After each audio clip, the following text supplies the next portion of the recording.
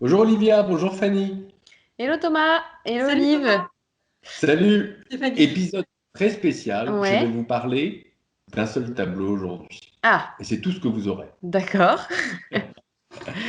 Le tableau, à l'origine, était effectivement dans la conférence de Regarder n'est pas assez. Il s'agit d'un tableau de Egon Schiele, un peintre du début du XXe siècle autrichien, un peintre absolument extraordinaire.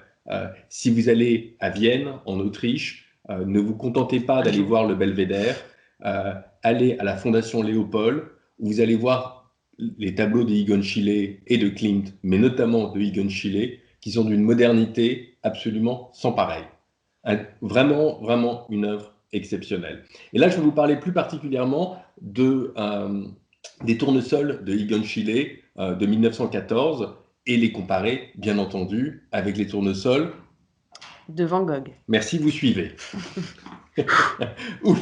Euh, euh, les tournesols de Van Gogh qui ont été peints à Arles quand Van Gogh attendait son ami Gauguin.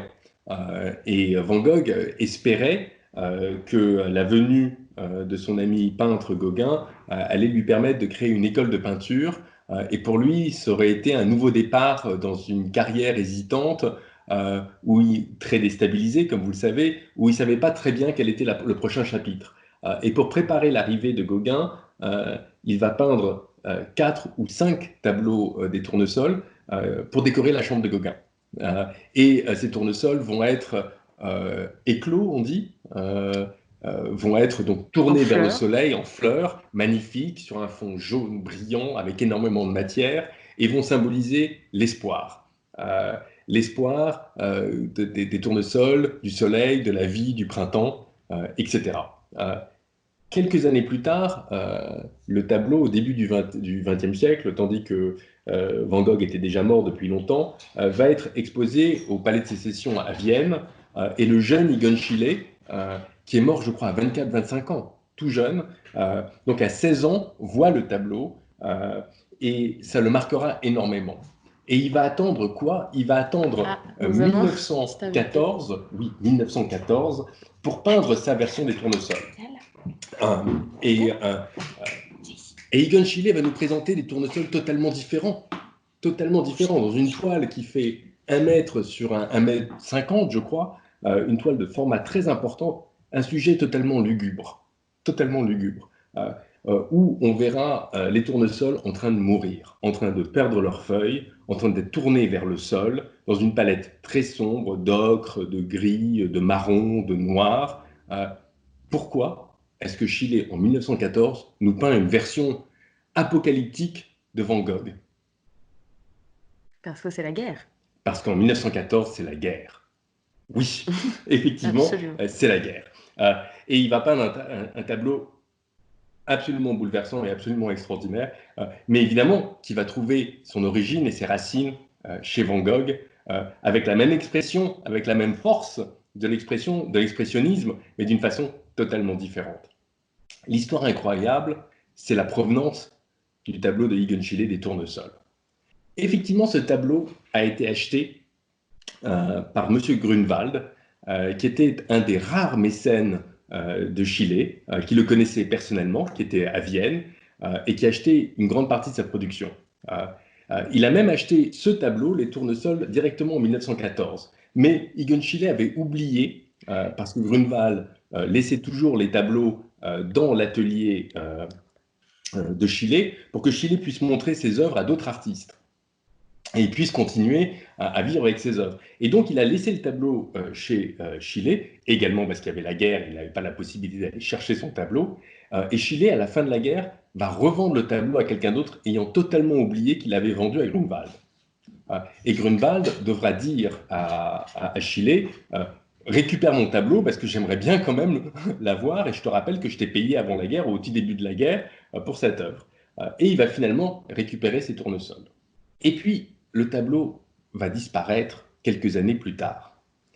Et quand j'étais chez Christie's, dans le courant des années 2000, un jour, comme il nous arrivait très souvent, je reçois une lettre spontanée d'une avocate pas loin de Mulhouse, qui m'écrit, ou écrit au département, pour être exact, impressionniste et moderne, en disant écoutez, un de mes clients m'a contacté et croit avoir une toile importante de Egon Schiele. Parce qu'à l'époque, au Grand Palais, il y avait une exposition sur Schiele, Klimt, Kokoschka, qui avait lieu au même moment. Et généralement, quand il y a des grandes rétrospectives qui ont lieu en France ou dans n'importe quel pays, les maisons de vente reçoivent des lettres très optimistes de la part de clients divers, pensant avoir une œuvre aussi importante que celle exposée au Grand Palais, inspirée par l'exposition. Et donc, évidemment, aujourd'hui, il faut bien comprendre que des huiles sur toile de Egon Schiele sont très, très rares, et que la plupart du temps, on vend des aquarelles, voire des dessins de Egon Schiele, mais extrêmement rarement des huiles sur toile, parce qu'elles sont toutes dans des musées, puisque la production de Egon Schiele était très limitée, étant mort à 25-28 ans, si mon souvenir est juste. Donc, ne croyant absolument pas au contenu de la lettre, je me suis empressé d'appeler... De l'acheter à la poubelle. Non, pas du tout, avant de l'acheter à la poubelle, ce que je n'ai pas fait. J'ai appelé cette dame avocate et je lui ai demandé si elle avait vu l'œuvre. Et elle me contextualise un petit peu l'œuvre. Elle me dit que l'œuvre appartient à une jeune personne d'une trentaine d'années qui travaillait dans une usine de chimie et qui avait acheté un appartement en viager et que dans l'appartement, au fil des années, il s'était rendu compte que les propriétaires précédents avaient laissé un tableau que lui pensait secondaire jusqu'au jour où il réalise qu'il est assez similaire au tableau de l'exposition du Grand Palais. Comment le jeune garçon a pu penser, parce qu'est-ce qu'il avait vu l'expo, Oui. Est-ce qu'il avait... Alors, il m'a raconté qu'avec un de ses amis, il faisait des répétitions de guitare et son ami est allé chercher des cigarettes au kiosque au coin de la rue en bas de chez lui à Mulhouse et il est revenu avec un exemplaire du magazine Beaux-Arts où un Schiele était reproduit en couverture du magazine et lui a dit « Tiens, j'ai vu ça dans le kiosque, regarde ton tableau au mur, il ressemble beaucoup à ce tableau de Schiele qui est reproduit sur ce magazine. » Et c'est comme ça que tout a démarré. C'est grâce à un paquet de cigarettes. Une coïncidence qu'il aurait pu ne juste jamais croiser sur sa route. Lui pensait que c'était un beau tableau, mais un tableau décoratif sans aucune valeur. Et tu vois, le truc qui a déclenché, c'est quand même incroyable. C'est fou. Il aurait pu le garder à son mur. Mettre sa vie, personne ne pu se dire c'est une croûte du propriétaire d'avant, je vais le mettre sur le trottoir. Ouais. C'est fou. Tout de suite, je demande à l'avocate, avez-vous vu l'œuvre? Est-ce que vous avez vu l'œuvre de votre client? Elle me dit non, je ne l'ai pas vue. Et à ce stade, tu avais quand même retrouvé le tableau, il avait une trace dans le catalogue raisonné. Non, parce qu'elle ne m'a rien envoyé, pas de photo, rien. Ah, d'accord, donc tu ne savais pas. Il n'y avait pas de photo à ce moment-là. Ni photo, ni sujet, rien. Juste la lettre me décrivait, écoutez, il y a un tableau important de Schiele qui appartient à mon client et qui voulait savoir comment est-ce qu'on peut faire pour le commercialiser. Tu ne savais même pas que c'était des tournesols à ce stade? Non, pas du tout. Rien. Non. Une grande nature morte, c'est tout ce que je savais. Et donc à l'époque, je lui ai dit, écoutez, allez voir le tableau de votre client et quand vous êtes devant le tableau, appelez-moi, voici mon numéro de portable. Et donc je lui donne mon numéro de portable et je mets la lettre de côté et 3 semaines, 1 mois passent et je reçois un coup de fil sur mon portable un beau matin et je n'ai aucune idée de qui est au téléphone. Et il me faut environ 30 secondes pour comprendre, ah bah oui, évidemment, c'est cette avocate Mulhouse qui me rappelle, et elle me dit, Monsieur Sédou, je suis devant le tableau est très en matière, effectivement, il a l'air très sale, il y a bien un châssis qui tient la toile, je lui demande tout de suite, est-ce que ce sont des agrafes ou des clous?